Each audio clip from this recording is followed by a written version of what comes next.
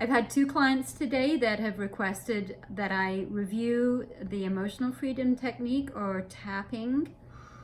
Tapping is mentioned in my article of the week this week, which will be going live on the website on Thursday.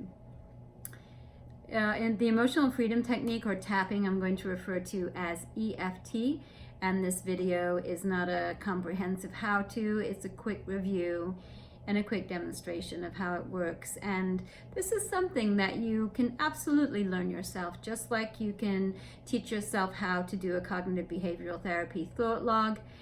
And there are many other techniques that you can learn from a practitioner, or if you're not currently seeing a practitioner, you can go out and learn those things on your own. So this is like I said, a brief video, not a comprehensive how-to. So EFT is an evidence-based practice, and to get that evidence-based practice stamp of approval, a school of thought or a certain type of skill has to undergo rigorous testing. So when people ask me if EFT or tapping really works, I just encourage them to read the research and let them know that there is no panacea, there is no cure-all, there's no one great thing. It's really all about building a toolbox that can help you to manage anxiety and panic and phobia. So anxiety, panic, phobia, and stress, these respond really well to EFT. And it can be a part of your approach. This can be used in the moment if you're feeling stressed, because if you don't do the whole practice, it can be done under the radar kind of thing, on the down low. So I'll just show you how it works. So let me give you an example from earlier today. So a client was saying that she went into a full-fledged panic attack while she was at a social situation that occurred at a gym. She kind of felt it coming on, and she wanted some tools to help her in the moment. And the mindful breathing that I teach didn't appear to be an effective enough tool in this circumstance. So I suggested that she learn and use EFT. So the reason it's called tapping is because that you take sort of a clawed hand, and you're going to use the tips of your fingers to tap on meridians. Meridians are used throughout all kinds of schools of thought and practice. I certainly use the idea of meridians when I'm tapping, but I also use the idea of meridians when I'm doing somatic body work, or when I'm teaching martial arts. Meridians are used by acupuncturists also. You'll find them referred to in yoga. So it's not a new idea that by focusing in on the meridians of your body through a variety of methods, we can alter our psychic energy, as well as just the life flow in our body. And tapping does that by using this clawed hand and tapping on the meridians. Now, if you want to dig in a little deeper and explore what it's like to do the whole practice of EFT, there are plenty of videos on YouTube. You can take classes on this and get a certification and just use it for your own self-help.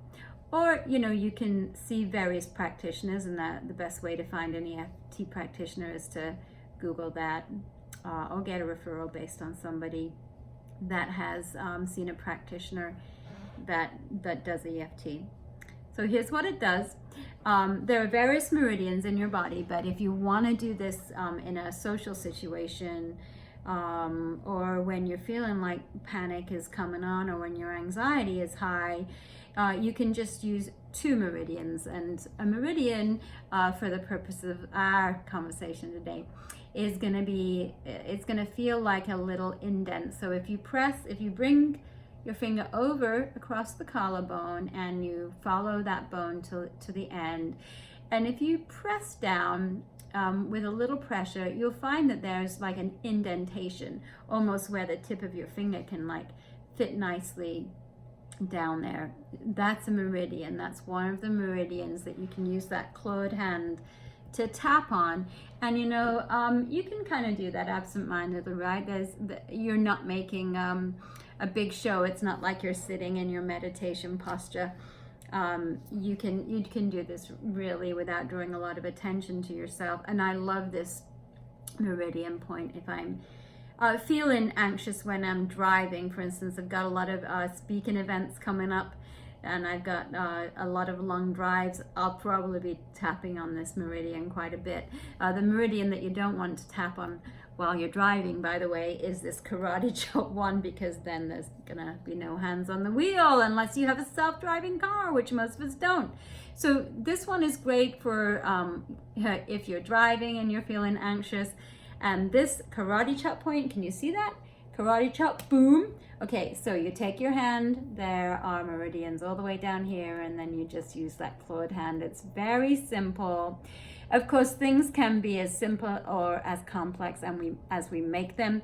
And I can give you a 3-day seminar on why EFT or tapping works, but I'm just trying to break it down for you so that if you're interested, you can go and explore it on your own.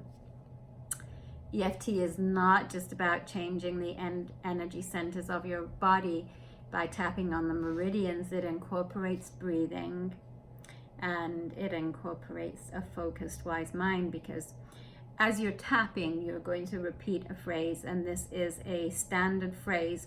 I'm just going to read it off my paper here because I'm doing this ad lib and I don't want to mess it up.